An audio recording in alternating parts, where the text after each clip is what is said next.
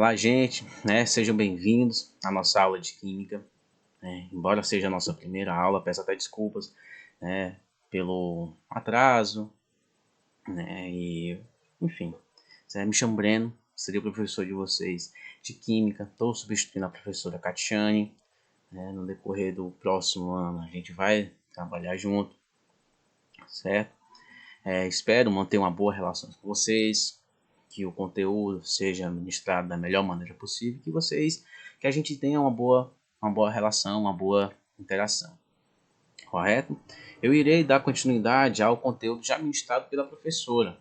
A gente tem um atrasozinho aí, mas nada que interfira o bom desenvolvimento do conteúdo, certo?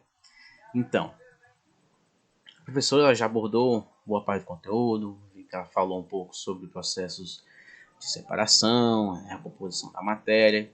Hoje nós iremos falar um pouco sobre as transformações da matéria. Que transformações a matéria sofre, e como a gente vai interpretar cada uma delas, certo? Observem essas imagens, certo? Todas elas representam transformações da matéria, correto? Agora, vocês sabem dizer quais delas há formação de novos materiais ou novas substâncias e quais delas há somente transformação no seu estado físico? Por exemplo, se você vê o trem, o metal do trem, teve uma transformação nesse metal, correto? Quando ele foi construído, o metal estava lá todo bonitinho, polido, novinho. Passou-se o tempo, ele entrou no processo de oxidação e aconteceu o quê? Isso é a ferrugem, certo? Então, esse metal enferrujado, tem como ele voltar a ser o que era antes? Não tem mais, certo? O mesmo acontece com o quê? Com o material que está em combustão no Becker, certo? Se ele entrou em combustão, todo o material se transformou em quem? Ele teve energia, transformou em outras substâncias que foram para o ar, na fumaça, fuligem, enfim. Perdão. Nesse caso, o material que entrou em combustão, a fumaça, digamos assim, tem como ela voltar a ser o que era antes da combustão? Também não. Ou seja, tanto o exemplo do trem como do Becker são processos que são irreversíveis. Ou seja, o material final não tem como eu recompor ele a ser o material inicial da reação. Então são processos irreversíveis. Agora veja bem o cubo de gelo. É feito de quê? De água. Se esse cubo de gelo derreter e a água passar para o estado líquido, tem como depois essa água no estado líquido voltar a ser um cubo de gelo? Tem. Ou seja, é um processo reversível. O mesmo serve para a água em combustão, em ebulição, perdão. Então, essa água que está em ebulição, ela vai para o estado de vapor, para o estado gasoso. Tem como essa água voltar a ser líquida? Tem. É um processo que é reversível. Ela não deixou de ser água por causa disso. Por exemplo, o ferro, ele se transformou em ferrugem. Ferrugem não é ferro. Não tem como a ferrugem voltar a ser o ferro de antes. O mesmo serve para a fumaça da combustão. Não tem como pegar aqueles gases que eram antes e retornar a ser o que era a matéria inicial. Ou seja, é um processo irreversível. Já a questão da água é um processo que é reversível. Ou seja, são dois processos aqui. Um reversível e outro reversível. O processo que é irreversível é um processo químico. Houve uma transformação nas estruturas químicas do material. Já o processo reversível chama de processo físico, é uma transformação física. Muda a forma, mas não muda o teor, não muda o conteúdo. A água não deixou de ser água porque o cubo de gelo derreteu. Ela continua sendo água. Então essa é uma boa diferença entre os processos físicos e os processos químicos. Bom, qualquer transformação sofrida pela matéria, ela pode ser classificada em quê? Em física ou química.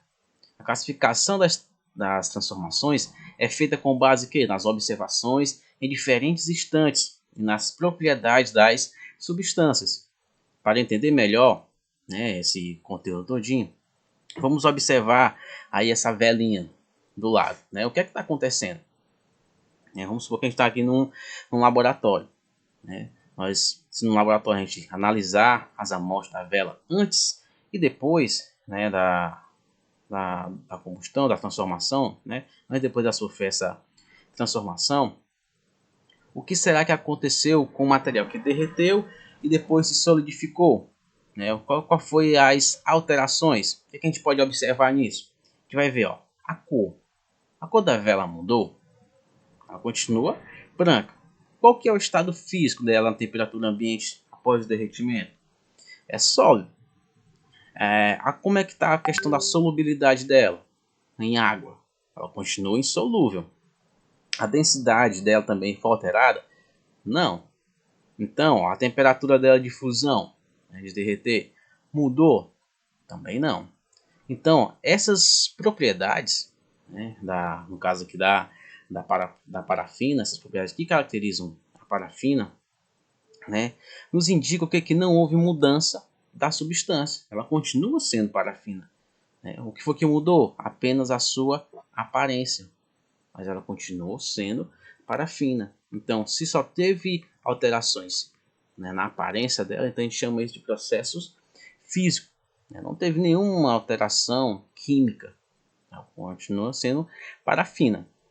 Então, nas transformações físicas, né, a forma, o tamanho, a aparência e, claro, o estado físico, eles podem mudar. Porém, certo? A constituição da substância não sofre nenhuma alteração. Ela continua sendo a mesma substância. Então, essa é a grande diferença, certo? Um processo químico e um processo físico. Vamos ver aqui, então, ó, esse quadrinho que tem aqui, certo? Ele mostra algumas alterações, né, algumas mudanças que podem ocorrer. Por exemplo, a transformação da barra de cobre em fios, né, que é a produção de joia, de ouro. Tem uma barra de cobre, eu transformo ele em fios. Ele deixou de ser cobre porque eu transformei ele em fios? Não, ele só mudou que a sua forma. Né? Se eu pegar um carvão, né, o carvão lá que a gente usa para assar carne, né, você tem carvão, tem aquela história de carvão e embaixo tem só aqueles refina, né, aquele pó de carvão. Aquilo ali deixou de ser carvão porque eu diminui o tamanho dele? Não, ou seja, qual foi a mudança? Foi só no tamanho. Se eu pegar água, um copo com água e colocar açúcar dentro dele, né? Se você começar a mexer, você não vai mais ver o açúcar no fundo do copo. O açúcar deixou de existir, ele se transformou em uma coisa? Não, ele só mudou a sua aparência, mas ele continua sendo o açúcar, tá lá do mesmo jeitinho. Você congela a água, por exemplo, ó, formação de neblina, o que foi que mudou? Mudou o estado físico. A água no estado líquido passou a ser água no estado gasoso, estado vapor, mas continuou sendo água. Então, o que é que isso caracteriza? Que as transformações físicas, né, as principais transformações, estão justamente no seu estado físico, ou seja, no seu estado de agregação. Né, se passou do estado sólido, líquido ou gasoso. Essas são as principais características das transformações físicas. Agora, gente, tomando ainda um exemplozinho lá da vela, certo? O que acontece? A vela estava lá queimando, ela mudou o seu tamanho, né, a cera, né, no caso a parafina, derreteu, mas as propriedades dela continuaram as mesmas, correto? Só que tem o pavio, né, o paviozinho da vela. Bom, se você vê, aquele pavio, ele muda também o seu tamanho, certo? A vela estava lá inteirinha, à medida que foi queimando, o pavio foi diminuindo o seu tamanho, assim como a vela. Só que as propriedades da parafina continuaram as mesmas, mas a do pavio continua as mesmas. Né? A vela mudou de tamanho, mas se eu for pegar a massa, por exemplo, se eu pegar a vela, vamos supor que ela tem, sei lá, 10 gramas no início, né, novinha lá, sem estar queimando. A partir do momento que você acende a vela, ela começa a queimar, ela começa a diminuir o seu tamanho.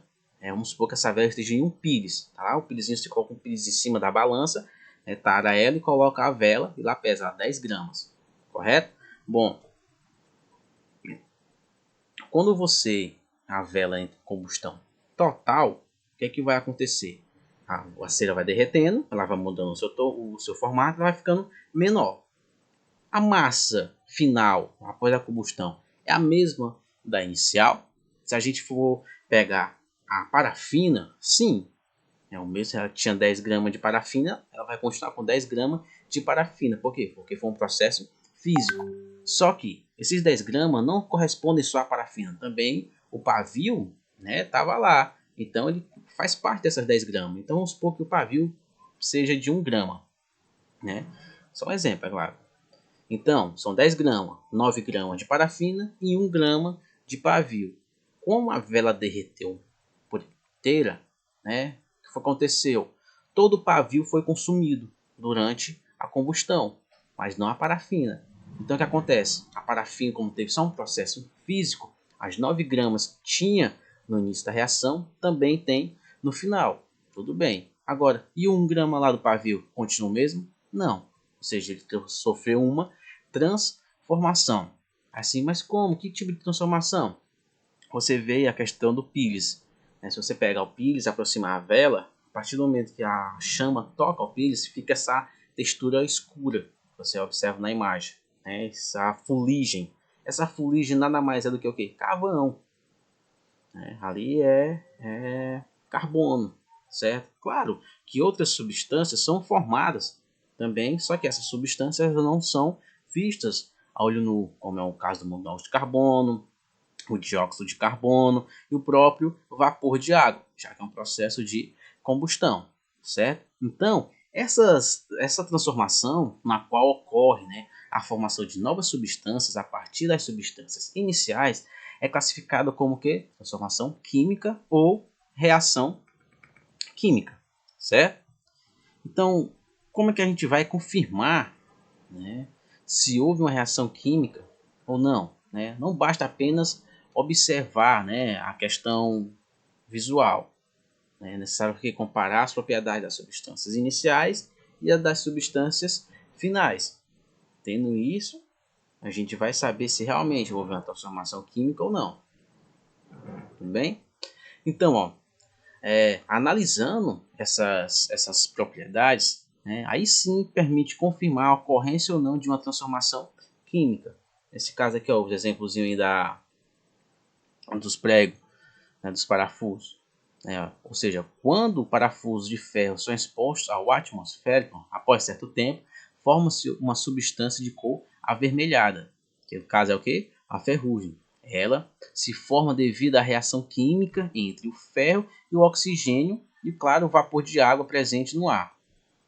Então, esse é um processo que é químico. Por quê? Porque é irreversível. Não tem como esse prego enferrujado voltar a ser o prego de antes, certo? Então, essas substâncias, quando estão reagindo, ela tem dois polos, digamos assim. Ela tem o início e tem o fim. Se eu conseguir reverter, é um processo físico. Se eu não conseguir reverter, é um processo químico. Correto? Bom, vamos passar aqui. As substâncias iniciais, elas são chamadas, na reação química, são chamadas de reagente. Então, são elas que irão reagir para formar o meu final da reação, que é justamente o meu produto. Ela é simbolizada dessa maneirinha. É um processo bem simples. Tem um reagente, eu tenho uma setinha que indica que esses reagentes estão se transformando no meu produto. Geralmente, aqui às vezes acima dessa setinha, a gente coloca o meio pelo qual esses reagentes, o meio pelo qual o reagente está inserido. Se está sendo tem um aumento de temperatura, se está adicionado um catalisador. Então a gente especifica aqui, acima dessa setinha, o que é que o meu reagente, o meio que esse reagente está inserido. Para quê? Para que ele se transforme no meu produto. Então, o reagente é o início da reação e o produto é o final da minha reação. Certo? Existem, é claro, situações em que podemos reconhecer a ocorrência ou não dessas transformações. Bom, existem situações em que podemos reconhecer a ocorrência de uma reação pela observação visual das alterações que ocorrem no sistema, tais como mudança de cor. Se alguma substância está mudando de cor, é porque é um processo que é irreversível. Por exemplo, uma fruta verde, quando ela amadurece, tem como aquela coisa, por exemplo, uma banana. Banana verde, ela amadurece e fica amarelinha. Tem como aquela banana amarela voltar a ficar verde? Não. Ou seja, ali ocorreu um processo químico irreversível. Então não tem como a banana madura voltar a ser verde. Certo? Então, até essa questão da cor é uma observação. Por exemplo, a queima de papel, a água sanitária em tecido colorido. Quando você coloca água sanitária, por exemplo, numa camisa laranja como essa, vai ficar aquela mancha esbranquiçada. Tem como voltar depois? Tirando a água sanitária? Não. É um processo irreversível. A queima de fogo de artifício. Todos são exemplos. Então, mudança de cor é uma observação de transformação química. Liberação de quê? De gás. A fumaça, né, não é um gás, né, a parte gasosa, né, da combustão. Por exemplo, se eu pego um tronco, né, uma madeira, perdão, se eu pego uma madeira para fazer a fogueira lá do São João, tá lá queimando, né, a fogueira bonitona e tal. Tem como eu voltar depois daquela fumaça todinha, voltar a ser a madeira que queimou? Não tem. Ou seja, se liberou o gás, então já se transformou, não tem como voltar atrás, certo? O antiácido, quando você coloca aqueles partilha efervescente dentro do copo com água, não há liberação de bolha, né? Então ali, ó, é outro processo que é químico. Ó, antiácido estomacal em água, bicarbonato de sódio, em vinagre. Então, são exemplos de liberação de gás, ou seja, observação de se libera gás, então é uma observação de um processo químico. Bom, outro exemplo, no caso, ó, é a formação de um sólido. Se pode ter dois líquidos, né, que ao se tocarem, né, ao se entrarem em contato, né, eles vão dar origem a um sólido. Pode ser dois líquidos, pode ser um líquido na presença de um gás, certo? O importante é que a transformação desse material em um novo material sólido, certo? Outro caso é o aparecimento de chama ou luminosidade, como no caso de qualquer combustão, os próprios vagalumes, né? Ali é um processo químico. Então esses são exemplos de transformações químicas e transformações físicas. Lembre-se, transformação química é um processo irreversível e uma transformação física é um processo reversível, certo? Essa transformação, essa reação, ela ocorre de que maneira? Eu tenho meus reagentes que irão interagir um com o outro para se transformar nos meus produtos. Se nessa transformação o processo for irreversível, tem uma reação química. O reagente se transformou no meu produto e não tem como o produto voltar a ser o que é reagente, certo? Então é um processo químico. Agora, se nesse processo entre reagente e produto for reversível, por exemplo, se o meu produto eu conseguir fazer com que ele volte a ser o meu reagente, mudando o que? A temperatura, né, que é o principal, que no caso é as transformações da matéria, do estado de agregação delas, eu mudo o que? Apenas a temperatura. Por exemplo, se eu tenho uma água no estado sólido, eu aumento a temperatura, ela vira o que? Água no estado líquido. Se eu continuar aumentando a temperatura, ela vai passar do estado líquido para o estado gasoso. Agora, se eu diminuir essa temperatura, a água que estava no meu estado gasoso, ela vai passar para o meu estado líquido. E se eu continuar diminuindo a temperatura, vai passar do estado líquido para o sólido, ou seja, são processos reversíveis, correto? Então, basicamente, a nossa aula de hoje foi para tratar disso, das transformações da matéria, se são transformações reversíveis ou não, certo? Na próxima aula a gente vai ver esse conteúdo. Passei uma atividadezinha aí para vocês, certo? Respondam ela e até a próxima aula.